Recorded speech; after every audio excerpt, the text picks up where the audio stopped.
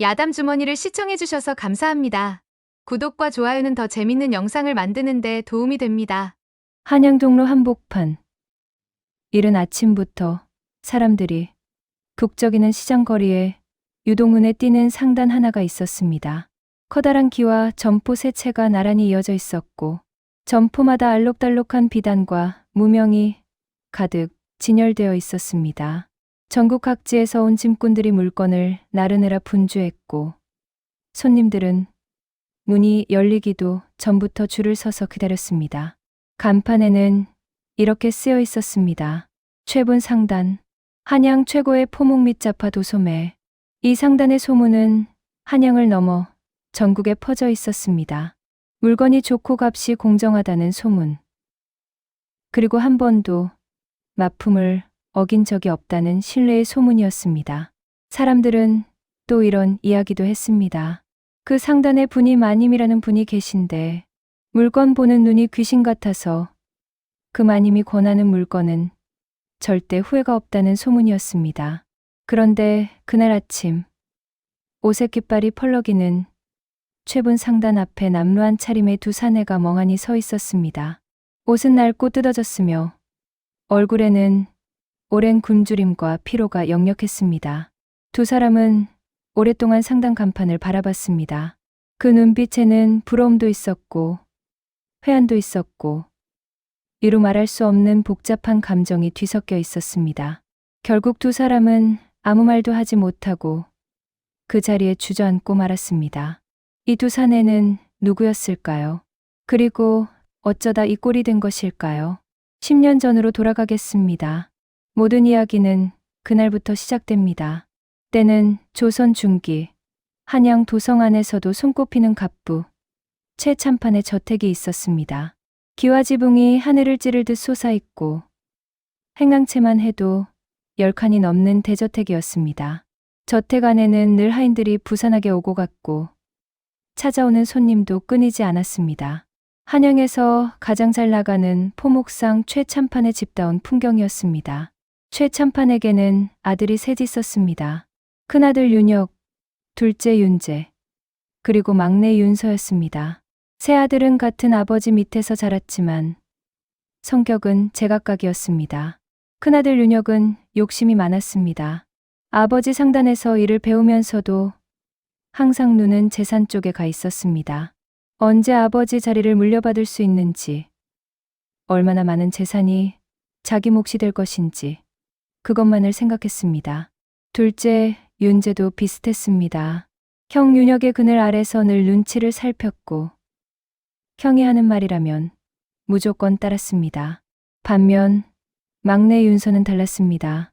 재산보다 사람에 관심이 많았고 상단 일을 배울 때도 장부나 돈보다 거래처, 사람들과의 관계를 더 중요하게 여겼습니다. 어떤 물건이 어떤 사람에게 필요한지, 어떻게 해야 서로가 만족하는 거래를 할 수 있는지를 늘 생각했습니다. 아버지 최참판은 그런 윤서를 가장 아꼈습니다. 세 아들 중 진짜 자신을 닮은 아들이 윤서라고 생각했습니다. 두 형은 그것이 불만이었습니다. 아버지의 총애를 받는 막내가 눈엣가시였습니다.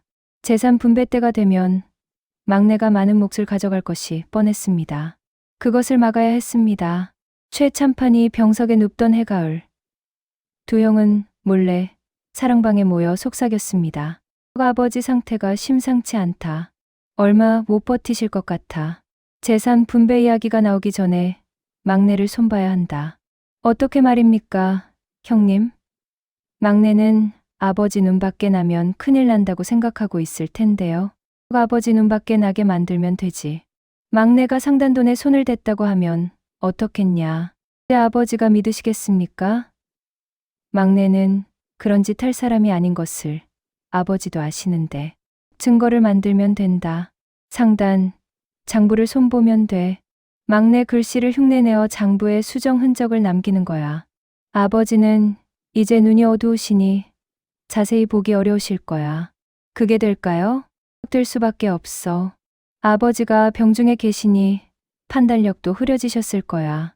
두 아들이 같이 증언하면 막내 혼자 무슨 수로 빠져나가겠냐. 그리하여 윤재는 밤새 상단 장부를 손봤습니다. 마치 윤서가 40냥을 빼돌린 것처럼 윤서의 글씨를 흉내내어 교묘하게 수정 흔적을 남겼습니다. 그 일이 쉽지는 않았습니다. 몇 번이나 다시 쓰고 지우고 또 썼습니다. 하지만 결국 완성된 위조 장부는 이젠 보기에 윤서의 글씨와 매우 흡사했습니다. 다음 날 두 형은 위조한 장부를 들고 아버지 방으로 들어갔습니다. 아버지, 마음이 아파서 말씀드리기 어렵습니다만 이것을 보십시오. 상단 장부에서 이상한 것을 발견했습니다. 이상한 것이라니? 윤서가 상단 장부를 조작했습니다. 40냥이 어딘가로 사라졌는데 이 수정 흔적을 보시면 분명히 윤서의 글씨입니다. 무슨 소리냐? 윤서가 그런 짓을 했다고? 저희도 믿고 싶지 않습니다. 아버지.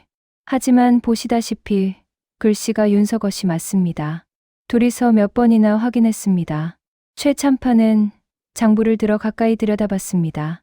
병으로 눈이 흐려진 탓에 자세히 보기 어려웠지만 분명히 아들의 글씨를 닮은 수정 흔적이 있었습니다. 반신반의하면서도 가슴이 철렁 내려앉았습니다. 그 자리에서 불려들어온 윤서는 장부를 보는 순간 얼굴이 하얗게 질렸습니다. 아버지, 이건 제가 한 일이 아닙니다. 제 글씨처럼 보이지만 누군가 흉내낸 것입니다. 저는 상단돈에 손댄 적이 없습니다. 자기가 한 일을 부정하는군. 이 글씨가 내 것이 아니면 누구 것이냐? 형님들이 꾸민 일입니다.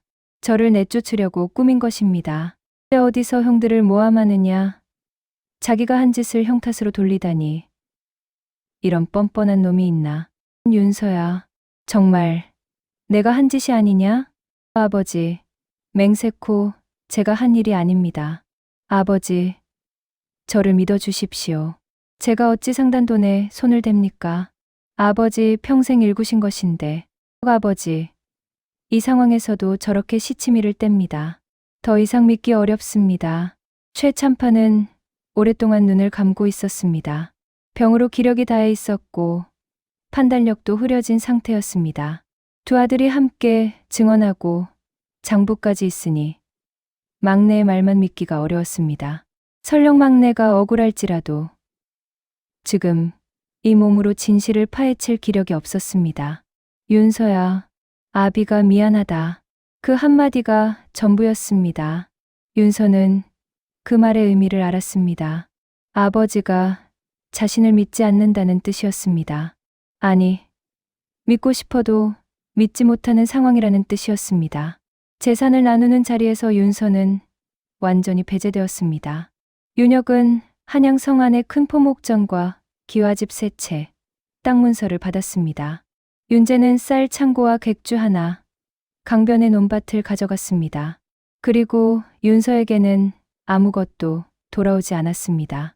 최 참판은 재산 분배를 마치고 사흘 뒤 세상을 떠났습니다.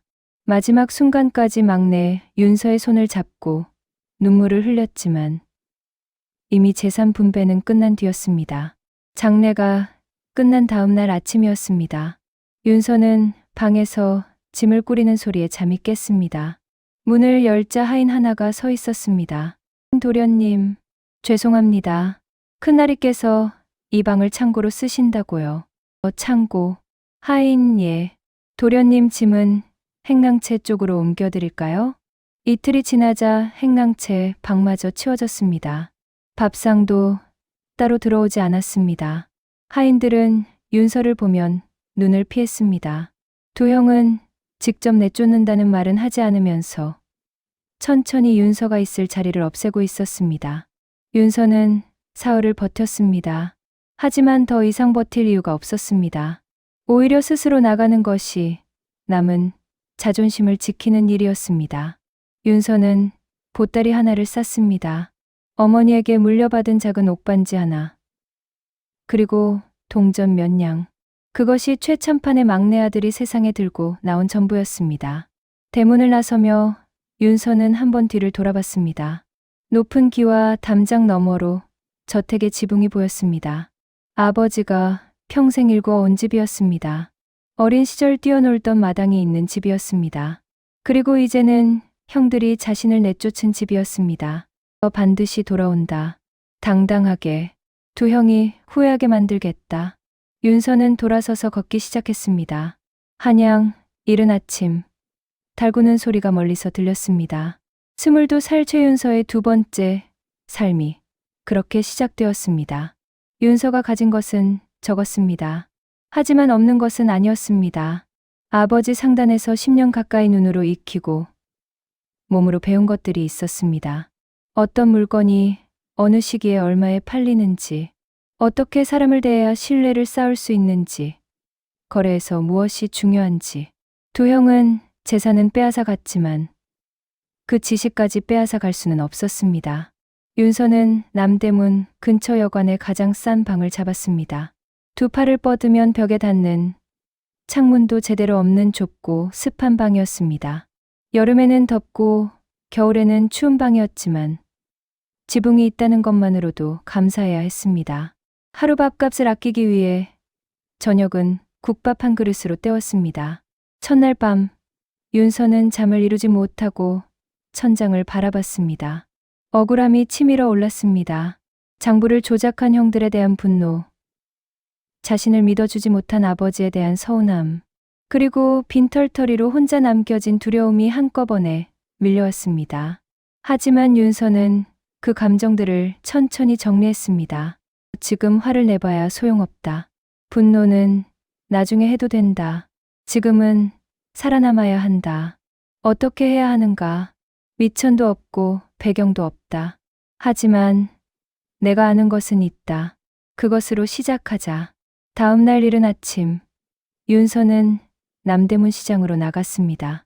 한양에서 가장 큰 시장이었습니다. 짐꾼들이 무거운 짐을 나르고 생선 장수가 목청껏 외치고 약재상이 약 냄새를 풍기며 손님을 부르는 곳이었습니다. 온갖 물건이 모이고 흩어지는 곳이었고 온갖 사람들이 오고 가는 곳이었습니다. 윤서는 그 속을 처음부터 끝까지 천천히 걸었습니다. 어떤 물건이 얼마에 팔리는지, 어떤 물건이 귀하고 어떤 물건이 넘치는지, 어디에 사람들이 몰리고 어디가 한산한지를 눈으로 살폈습니다. 아버지 상단에서 배운 것들을 이 시장에 적용해 보는 것이었습니다. 한참을 걷던 중이었습니다. 시장 한켠에서 낡은 광주리를 머리에 인 여인 하나가 상인과 실랑이를 벌이고 있었습니다. 목소리가 높아지고 있었습니다. 이 참기름, 기껏해야 30문이요. 더는 못 주겠소. 이날이 이 참기름은 황해도 제주에서 직접 가져온 깨로 짠 것입니다. 재래시장에서도 최소 50문은 받습니다. 30문은 너무합니다. 해주 깨가 뭐가 다르오. 참기름은 다 같은 참기름이지. 35문에 팔겠소, 말겠소? 이날이 이 기름 향을 한 번만 맡아 보십시오. 보통 참기름과 다릅니다. 향이야 좋겠지. 그래도 35문 이상은 못 줘. 팔 마음이 없으면 다른 데 가보시오. 여인의 표정이 굳었습니다.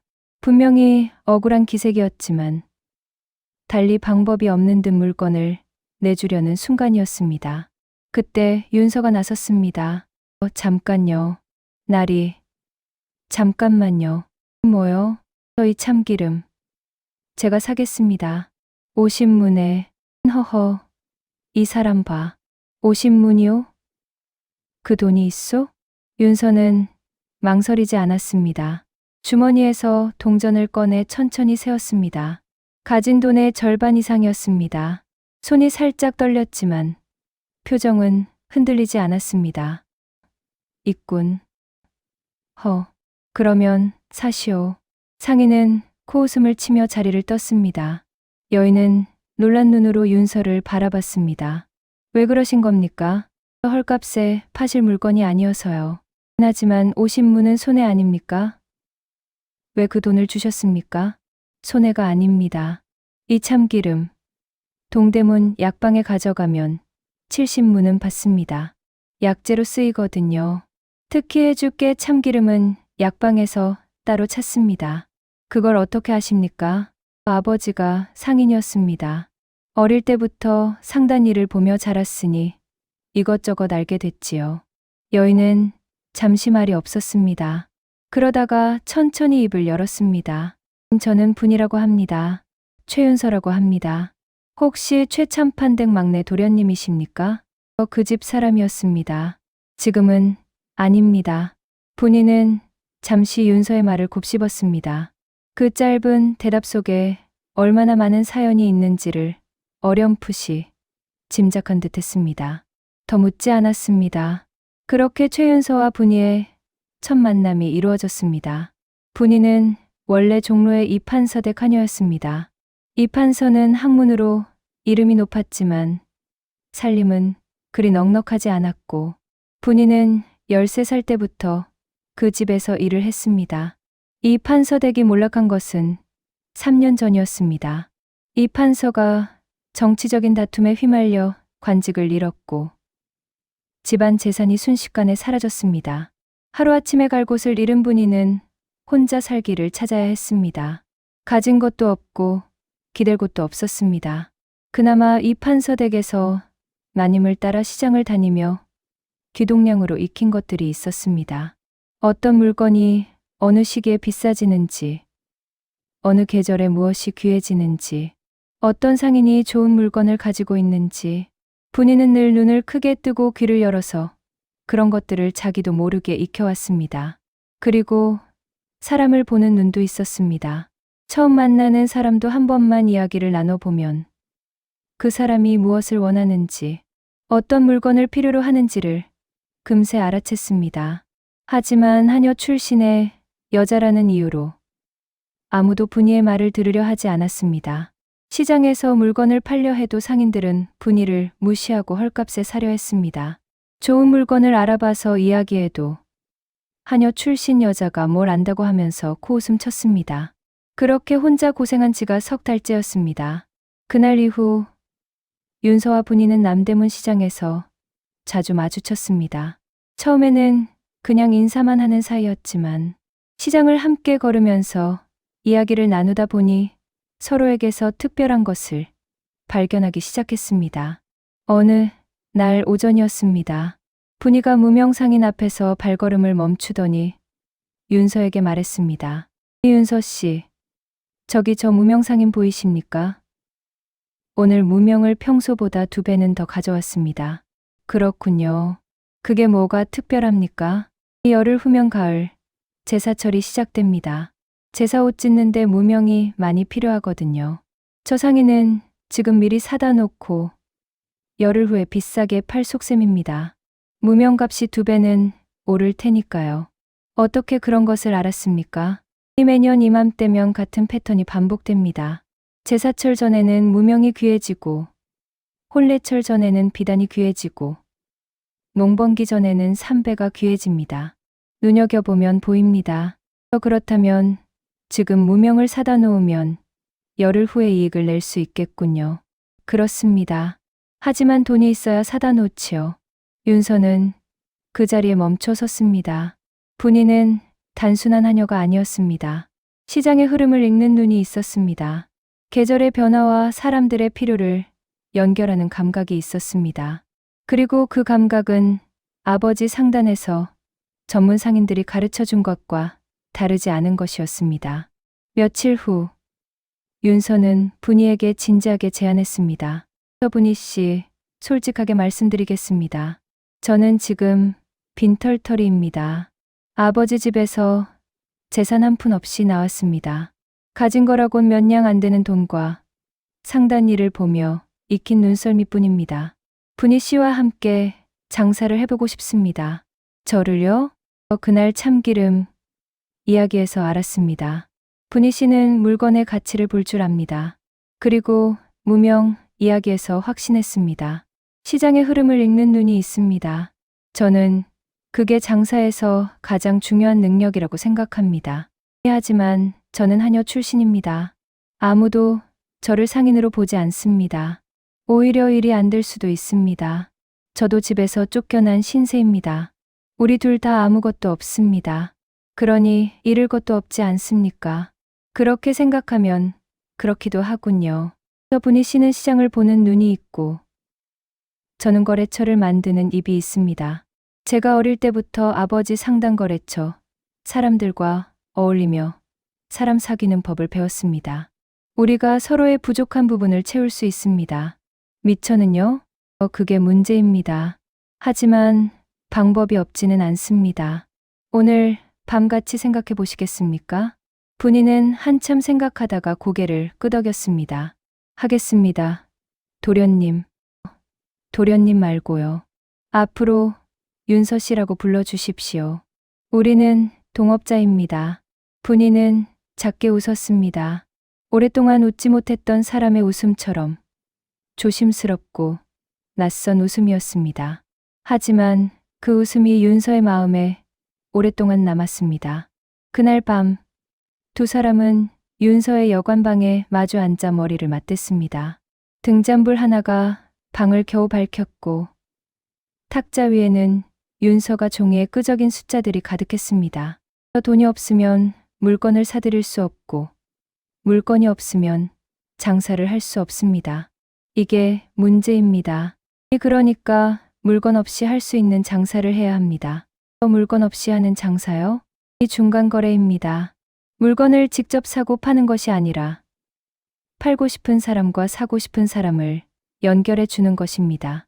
우리는 그 사이에서 수고비를 받습니다. 미천이 필요 없습니다.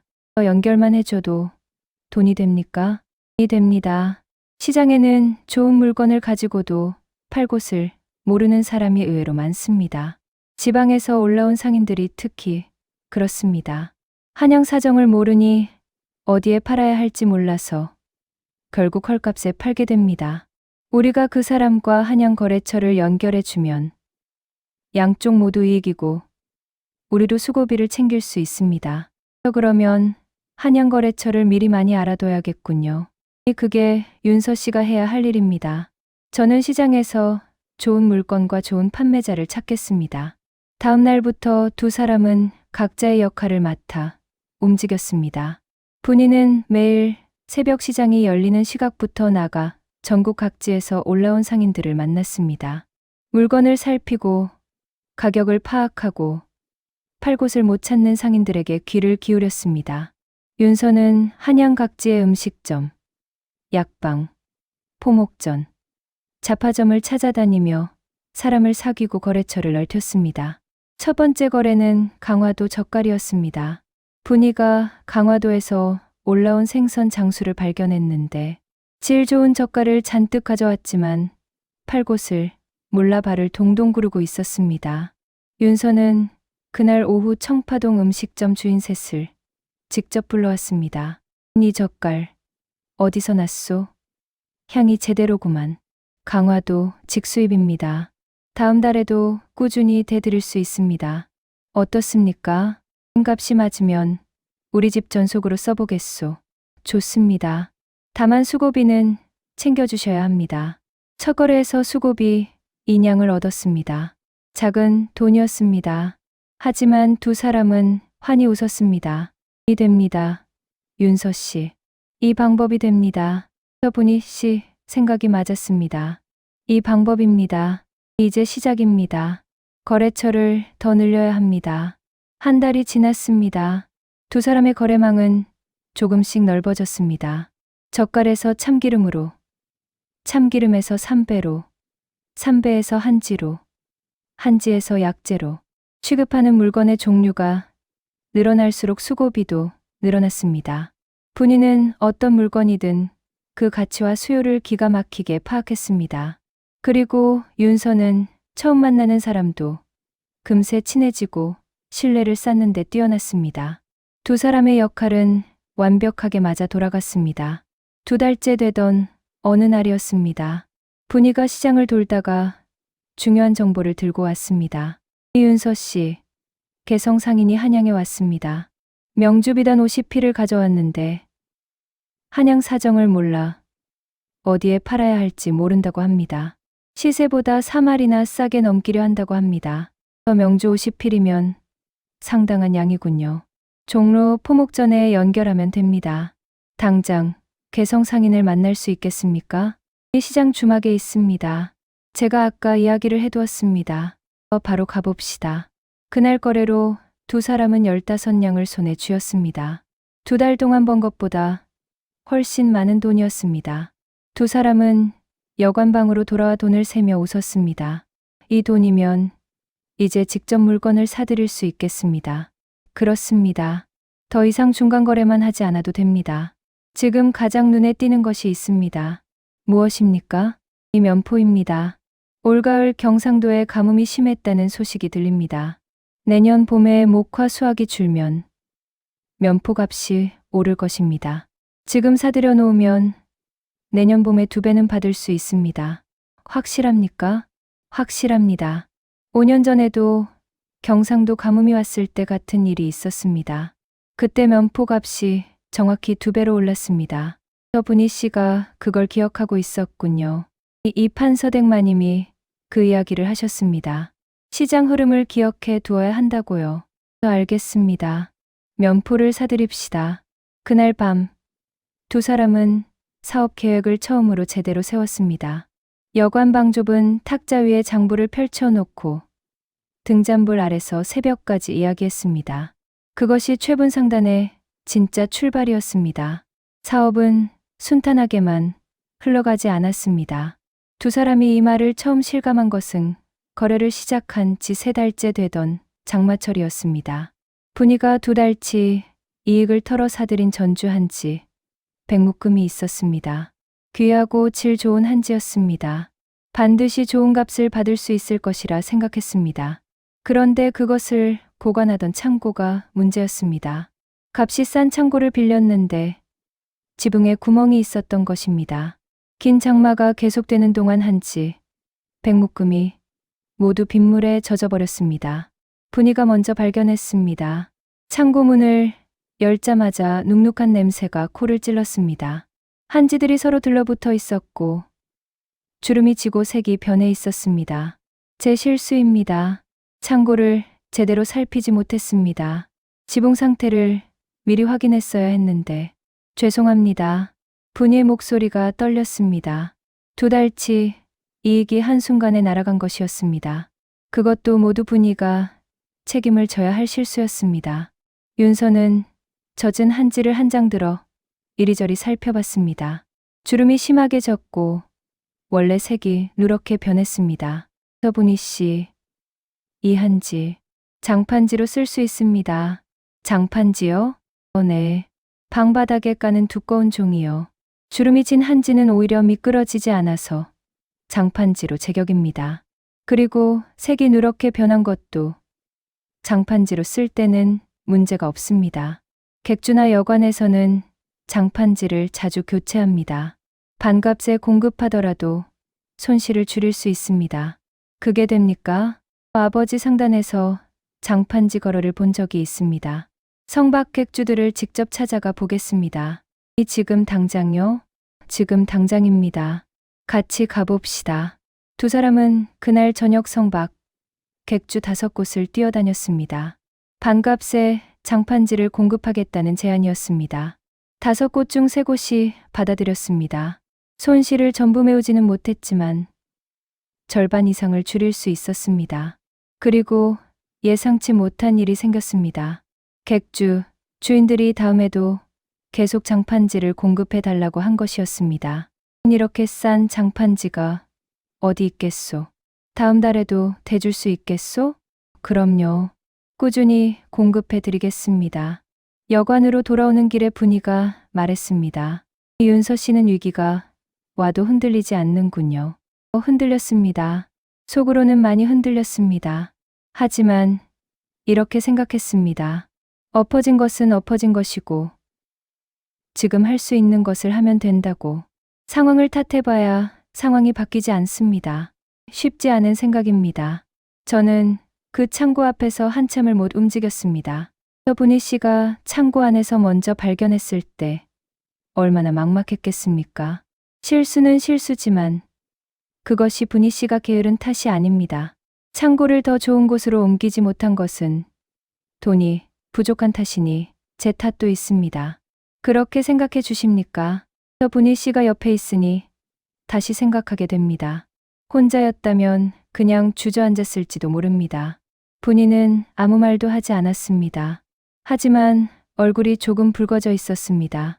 오랫동안 혼자 고생했던 분이에게 그 한마디는 작은 위로가 아니었습니다. 계절이 바뀌고 한 해가 지났습니다. 분이가 예측한 대로 이듬해 봄에 면포 값이 2배 가까이 올랐습니다. 미리 사들여 둔 면포를 팔아 큰 이익을 냈고 그 돈으로 남대문 근처에 작은 점포를 냈습니다. 좁지만 분명히 간판이 있는 점포였습니다. 간판에는 최분 상단이라고 쓰여 있었습니다. 점포를 낸 첫날 아침, 두 사람은 나란히 서서 간판을 올려다봤습니다. 이제 우리도 간판이 생겼군요. 저분이 씨 덕분입니다.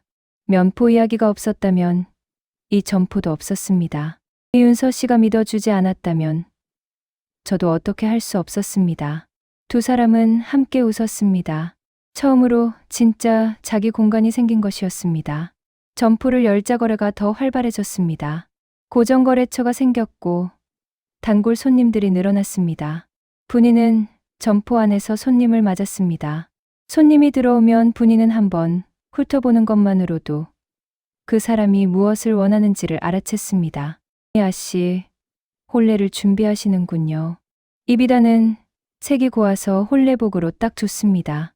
손으로 만져보시면 질감이 다른 것을 아실 겁니다. 어떻게 혼례 준비인 걸 알았어요?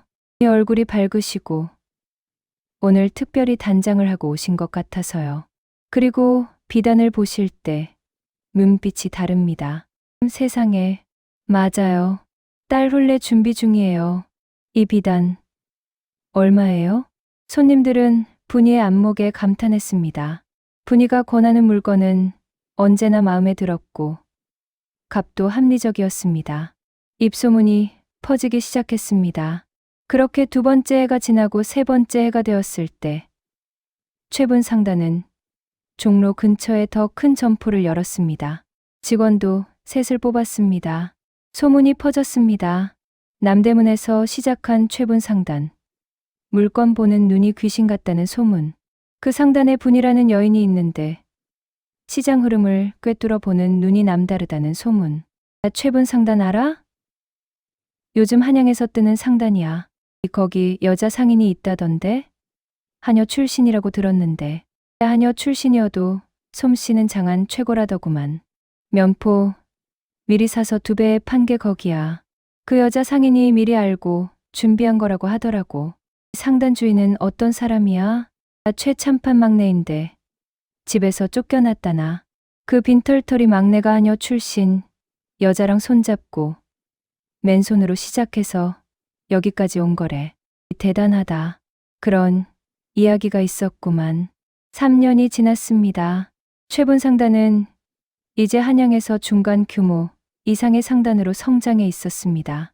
토목, 약재, 곡물, 생활자파를 두루 취급했고 거래처는 한양 전역을 넘어 개성, 전주, 충주까지 뻗었습니다. 직원도 10명이 넘었습니다. 그 무렵부터였습니다. 두 사람 사이의 말로 표현하기 어려운 무언가가 자라기 시작했습니다. 어느 늦은 밤이었습니다. 장부를 정리하다 두 사람이 같은 숫자를 동시에 손가락으로 가리켰습니다. 눈이 마주쳤습니다. 잠시 아무 말도 하지 않았습니다. 윤서 씨, 요즘 많이 무리하시는 것 같습니다. 안색이 좋지 않습니다. 괜찮습니다. 그것보다 분희 씨는 어떻습니까? 이 생활이 힘들지 않습니까? 힘들지 않다고 하면 거짓말이겠지요. 하지만요, 처음으로 제가 쓸모 있다는 것을 느낍니다. 한여로 일할 때는 그런 느낌이 없었습니다. 그냥 시키는 것을 했습니다. 그런데 지금은 제가 한 일이 결과로 나타납니다. 그게 너무 좋습니다. 분희 씨는 처음부터 쓸모 있었습니다. 그것을 몰라본 사람들이 어리석었던 거지요. 분희가 눈을 깜박였습니다. 그 말이 오랫동안 가슴에 남았습니다. 5년째 되던 해 겨울이었습니다. 최분 상단에 가장 큰 위기가 찾아왔습니다. 그해 가을, 윤서는 의주 쪽 청나라 상인과 큰 거래를 성사시켰습니다. 명주비단을 한양 코목전 12곳에 납품하기로 한 것이었습니다. 규모도 컸고 값도 좋았습니다. 최분 상단이 한 단계 크게 도약할 수 있는 기회였습니다. 그런데 납품 날짜가 열흘 남은 시점에서 청상인이 갑자기 연락이 끊겼습니다. 물건을 보내오기로 한 날짜가 지나도 물건이 오지 않았습니다. 사람을 보내 확인해 보니 청상인은 이미 잠적한 뒤였습니다. 그날이 큰일 났습니다. 청상인이 잠적했습니다. 물건이 올 것 같지 않습니다. 확실한 거냐?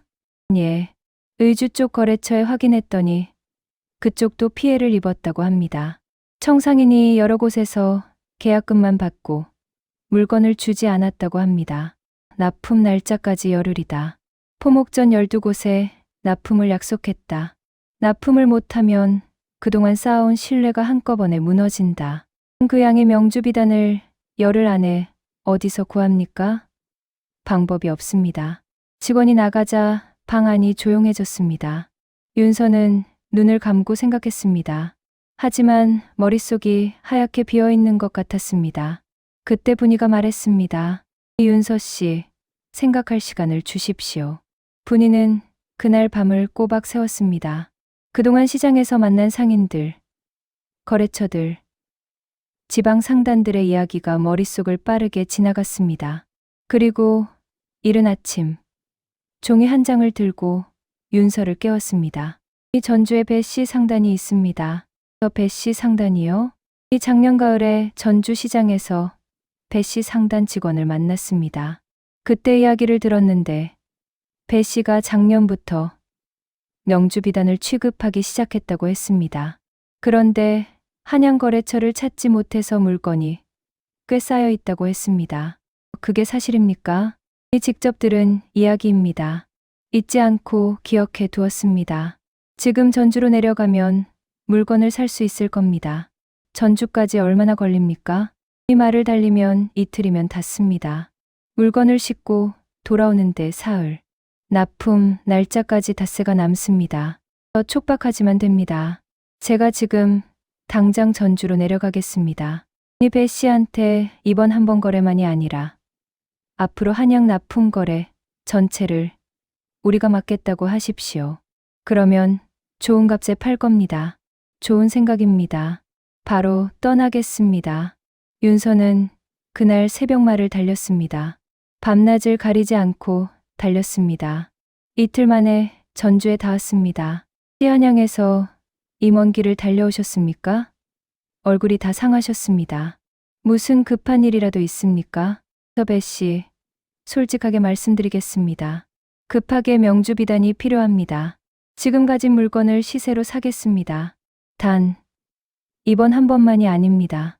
앞으로 한양 납품 거래 전체를 우리 최분 상단이 맡겠습니다. 전주비단이 한양 포목전 12곳에 들어갈 수 있도록 제가 책임지겠습니다. 한양 납품 거래를 맡아주겠다고요? 그렇습니다. 최분 상단은 한양에서 신뢰로 이름이 알려진 상단입니다. 믿어보십시오. 좋습니다. 거래합시다. 이렇게 먼 길을 달려온 사람을 어찌 믿지 않겠습니까? 윤서는 물건을 싣고 다시 한양으로 달렸습니다. 사흘 만에 돌아왔습니다. 납품 날짜 이틀 전이었습니다. 12곳 포목전에 모두 납품했습니다. 약속은 지켜졌습니다. 최분 상단은 정말 다르구만. 이 상황에서도 납품을 지켜내다니. 앞으로도 계속 거래합시다. 위기는 오히려 기회가 되었습니다.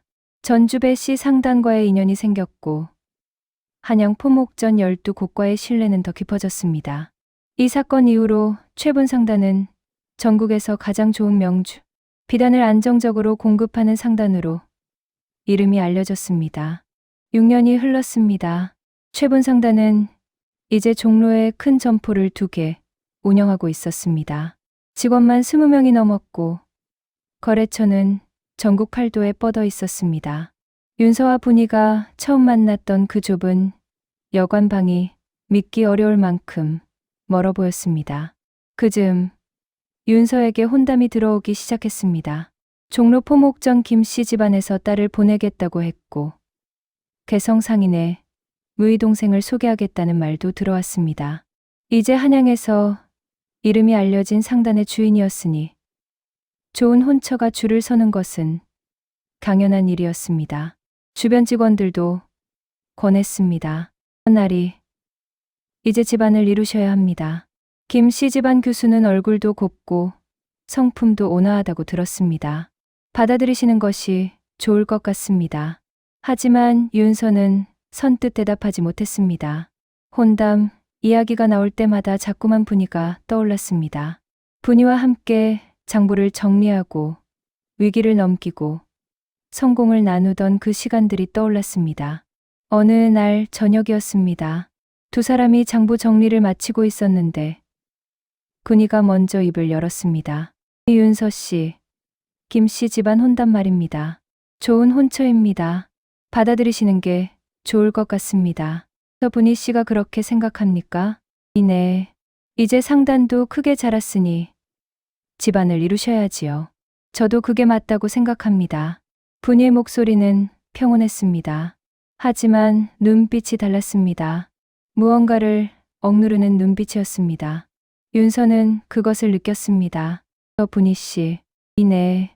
나는 혼담이 올 때마다 마음이 불편합니다. 왜 그런지 아십니까? 모릅니다. 나도 처음에는 몰랐습니다. 그냥 바빠서 그런가 싶었습니다. 그런데 알게 됐습니다. 분희 씨. 나는 분희 씨가 있어야 합니다. 동업자로서가 아니라 평생을 함께 걸어갈 사람으로요. 윤서 씨. 분희 씨가 다른 여인을 권할 때마다 가슴이 무거웠습니다. 그 이유를 이제야 알았습니다. 하지만 저는 하녀 출신입니다. 세상이 뭐라 하겠습니까? 상단에도 누가 될 것이고 윤서 씨 앞길에도 걸림돌이 될 수 있습니다. 분희 씨, 세상이 뭐라 해도 상관없습니다. 6년 동안 함께 이 상단을 만든 사람이 분희 씨입니다. 내가 넘어질 때마다 잡아준 사람이 분희 씨입니다. 위기가 올 때마다 길을 찾아준 사람이 분희 씨입니다. 그 사람이 내 아내가 아니면 누가 내 아내겠습니까? 하지만 신분이 무슨 상관입니까? 나는 집에서 쫓겨난 막내입니다. 아무것도 없었던 사람입니다. 분희 씨도 하녀 출신입니다. 우리는 아무것도 없는 곳에서 함께 시작했습니다. 그 시작을 함께한 사람과 뜻도 함께해야 하지 않겠습니까? 분희 씨, 나와 함께 평생을 살아가 주겠습니까? 나의 아내가 되어 달라. 분희의 눈에 눈물이 고였습니다. 오래 참아오던 눈물이었습니다. 저도 윤서 씨가 있어야 합니다. 처음부터 그랬습니다. 윤서 씨가 저를 사람으로 봐준 그날부터 저는 이미 윤서 씨를 마음에 품고 있었습니다. 달빛이 방 안을 조용히 비췄습니다. 두 사람은 오랫동안 말없이 마주 보았습니다. 6년 동안 쌓아온 시간이 그 침묵 속에 모두 담겨 있었습니다. 윤서는 다음 날 모든 혼담을 거절했습니다. 그리고 분희와 혼례를 올리겠다고 선언했습니다. 나리, 진심이십니까? 하녀 출신과 혼례를 올리신다고요? 진심이다. 분희 씨가 없었으면 이 상단도 없었다. 당연한 일이다. 저는 당연하다고 생각합니다. 분희마님이 없었으면 우리가 여기까지 왔겠습니까? 나리의 선택이 맞습니다. 그렇군요. 그렇게 생각하니 당연한 일이네요. 혼례 준비를 하는 동안 한양에 소문이 퍼졌습니다. 최분 상단 주인이 하녀 출신과 혼례를 올린다는 소문이었습니다. 상인 주제에 신분도 모른다. 하녀를 아내로 삼다니. 하지만 그 분이 마님이 없었으면 최분 상단도 없었다잖아. 아는 사람은 다 알아. 그래도 신분이 신분인데 이 신분이 중요한 게 아니라 사람이 중요한 거지. 그 주인은 그걸 아는 사람이야. 혼례는 조촐했지만 정성스러웠습니다. 분이의 혼례복은 윤서가 개성에서 직접 고른 최고급 명주였습니다. 고운 붉은 치마, 노란 저고리. 분이는 평생 처음으로 비단 옷을 입었습니다. 혼례날 아침, 분이는 거울 앞에 오래 서 있었습니다. 내가 이런 날을 맞이하다니.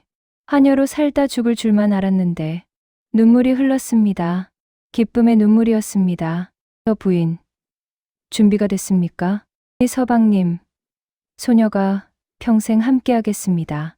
나도 그렇습니다. 부인, 혼례를 마치고 하객들이 축하하는 자리에서 분이는 한 명 한 명에게 정중히 인사했습니다. 예전의 겸손함을 잃지 않으면서도 이제는 당당한 안주인으로서의 품위가 있었습니다. 그날 밤 두 사람은 오랫동안 이야기를 나눴습니다. 처음 만나던 날부터 지금까지의 이야기를, 그리고 앞으로의 이야기를. 부인, 우리 앞으로도 잘 부탁합니다. 이 서방님, 소녀야말로 부탁드립니다. 서방님이 없었다면 저는 아직도 그 시장에서 헐값의 물건을 팔고 있었겠지요. 그리고 나는 어느 주막에서 남의 짐을 나르고 있었겠지요. 두 사람은 웃었습니다. 그 웃음 속에 6년의 세월이 담겨 있었습니다. 두 사람이 혼례를 올리던 그 무렵, 도영의 삶은 완전히 다른 방향으로 흘러가고 있었습니다. 큰형 윤혁은 포목전을 물려받았지만 지킬 줄 몰랐습니다. 재산이 많으니 쓸 돈도 많다고 생각했고 날마다 술집에서 기생들과 어울렸습니다. 낮에는 도박장에서 돈을 날렸고 주변에는 아첨꾼들만 가득했습니다. 윤혁은 그 아첨꾼들에게 돈을 펑펑 뿌렸습니다. 나리, 오늘도 한턱 크게 쏘십시오. 나리는 역시 한양에서 제일 호탕한 분이십니다. 아, 그래. 오늘은 더 크게 쏘겠다. 나리가 최고입니다. 포목전 관리는 뒷전이었습니다. 직원들은 주인이 방탕하자 하나 둘 물건을 훔쳐 달아났고 거래처에서는 믿을 수 없다며 발길을 끊었습니다. 금은보화는 점점 줄어들었고 땅도 하나 둘 팔아야 했습니다. 3년이 지나자 윤혁에게 남은 것은 거의 없었습니다. 포목전은 문을 닫았습니다. 저택마저 빚쟁이에게 넘어갔습니다. 한때 자신을 왕처럼 떠받들던 아첨꾼들은 돈이 떨어지자 하루아침에 모두 사라졌습니다. 잠깐, 나 좀 도와줄 수 없나? 옛날에 내가 얼마나 잘해줬는데. 저도 요즘 형편이 어렵습니다. 죄송합니다. 둘째 윤재도 비슷한 처지였습니다. 객주를 운영했지만 사람 보는 눈이 없었습니다. 사기꾼들에게 여러 번 속았고 엉터리 물건을 비싸게 사들였다가 팔지 못했습니다. 결국 객주는 문을 닫았고 디제 쫓겨 가족도 뿔뿔이 흩어졌습니다. 두 형은 거리를 떠돌았습니다. 배가 고팠고 갈 곳이 없었습니다. 윤재야, 우리가 어쩌다 이 꼴이 됐느냐. 네, 형님, 다 우리 잘못입니다. 재산만 믿고 흥청망청 쓴 것이 화근이었습니다. 그래, 막내를 내쫓은 것도 잘못이었다. 그때 장부를 조작한 것이 지금 생각해도 부끄럽구나. 네, 형님, 지금 후회해봐야 소용없습니다. 살 길을 찾아야 합니다. 살 길이 어디 있겠느냐. 결국 막내밖에 없다. 그 아이 찾아가야 하는데 어떻게 면목이 있겠느냐. 내 면목이 없어도 살아야 하지 않겠습니까, 형님. 두 형은 결국 최분 상단을 찾아갔습니다. 그것이 도입부에서 보셨던 상단 간판 앞에 멍하니 서 있던 두 사내의 모습이었습니다. 한참을 서 있다가 윤혁이 먼저 안으로 들어섰습니다. 직원이 막으려 했지만 윤서가 이미 나와 있었습니다. 윤서야, 형님. 두 사람은 잠시 서로를 바라봤습니다. 10년 만이었습니다. 윤혁은 아무 말도 하지 못하고 고개를 숙였습니다. 내가 잘못했다. 너에게 누명을 씌우고 집에서 내쫓은 것이 잘못이었다. 이제 갈 곳도 없다. 부탁이 있어서 왔다. 일자리를 주면 안 되겠느냐. 무슨 일이든 하겠다. 나도 마찬가지다, 윤서야. 그날 장부를 조작한 것은 내가 직접 한 일이다. 얼마나 억울했겠느냐. 용서를 빌 자격도 없지만 그래도 용서해다오. 그때 분이가 안에서 나왔습니다. 두 형의 초라한 모습을 보고 잠시 바라봤습니다. 이 형님들, 어서 오십시오. 먼저 안으로 드시지요. 따뜻하게 드십시오. 따뜻한 밥상이 차려졌습니다. 두 형은 밥을 먹으면서 눈물을 흘렸습니다. 맛있어서가 아니었습니다. 오랜만에 따뜻한 밥을 먹는다는 것이, 그리고 이렇게 대접을 받는다는 것이 부끄럽고 감사했습니다. 이렇게 대접을 받을 자격이 없는 사람들인데, 이 형님, 배고픈 사람에게 밥을 주는 것은 자격을 따지는 일이 아닙니다. 밥을 다 먹고 나서 윤서가 말했습니다. 차분한 목소리였습니다. 형님들, 잘못을 아는 사람은 다시 바로잡을 수 있습니다. 큰형님은 창고 일을 맡아 주십시오. 물건을 관리하고 재고를 파악하는 일입니다. 둘째, 형님은 배달 일을 맡아 주십시오. 숙식은 제공하겠습니다. 단, 술과 노름은 절대로 안 됩니다. 그것만 지켜주신다면 함께 일할 수 있습니다. 고맙다, 윤서야. 평생 이 은혜를 잊지 않겠다. 나도 고맙다. 반드시 성실히 하겠다. 두 형은 그날부터 동생의 상단에서 일하기 시작했습니다. 한때 재산을 독차지했던 두 사람이 이제 동생의 부하로 창고를 정리하고 짐을 날랐습니다. 처음에는 부끄럽고 불편했습니다. 하지만 시간이 지나면서 달라졌습니다. 성실히 일하는 것이 무엇인지, 재산을 지키는 것이 얼마나 어려운 일인지를 몸으로 배워갔습니다. 한양 사람들은 수군거렸습니다. 해봤어? 최분 상단 창고지기가 최윤혁이래. 예전에 한양 포목전 주인이었던 그 양반이 이 인광보지 뭐야. 제 동생 쫓아내고 재산 독차지하더니 이젠 그 동생 밑에서 집 나르고 있다네. 세상이 공평하긴 한가 봐. 그 막내가 결국 이렇게 됐어. 이 집에서 쫓겨난 막내가 한양 최고의 부자가 됐으니 그 형들은 어떤 심정이겠어. 10년이 흘렀습니다. 최분 상단은 한양에서 가장 큰 상단이 되었습니다. 종로 본점, 남대문 지점, 동대문 지점, 직원은 100명을 넘었습니다. 전국 8도의 거래처가 있었고 청나라와의 교역도 직접 맡았습니다. 어느 거리를 걸어도 최분 상단의 이름을 모르는 사람이 없었습니다. 물건이 좋고 값이 공정하다는 것, 한 번도 납품을 어긴 적이 없다는 것, 그리고 분이 마님의 안목이 귀신 같다는 것이 널리 알려져 있었습니다. 물건 사려면 최분 상단으로 가야 해. 값도 공정하고 물건도 믿을 수 있어. 이 최분 상단분이 마님이 권하는 물건은 절대 실망시키지 않아. 그 마님이 고른 것이라면 두말 없이 사. 최분 상단은 위기가 와도 한 번도 납품을 어긴 적이 없어. 진짜 신뢰할 수 있는 상단이야. 분이는 이제 상단의 안주인으로서 모든 거래를 총괄했습니다. 어떤 물건을 얼마나 사야 하는지, 어느 지역에서 무엇이 귀해지는지, 어떤 거래처와 관계를 더 발전시켜야 하는지, 분이의 판단은 한 번도 크게 어긋난 적이 없었습니다. 윤서는 거래처 관리와 새로운 사업 확장을 맡았습니다. 두 사람의 호흡은 10년 전보다 더 완벽했습니다. 말 한마디 없이도 서로가 무슨 생각을 하는지 알았습니다. 어느 가을날이었습니다. 두 사람은 저택마루에 앉아 차를 마셨습니다. 마당에서는 아이들이 뛰어놀고 있었습니다. 멀리 창고 쪽에서 윤혁이 물건 목록을 확인하는 모습이 보였고 윤재는 배달을 마치고 돌아오는 참이었습니다. 윤서 씨, 저는 가끔 그날을 생각합니다.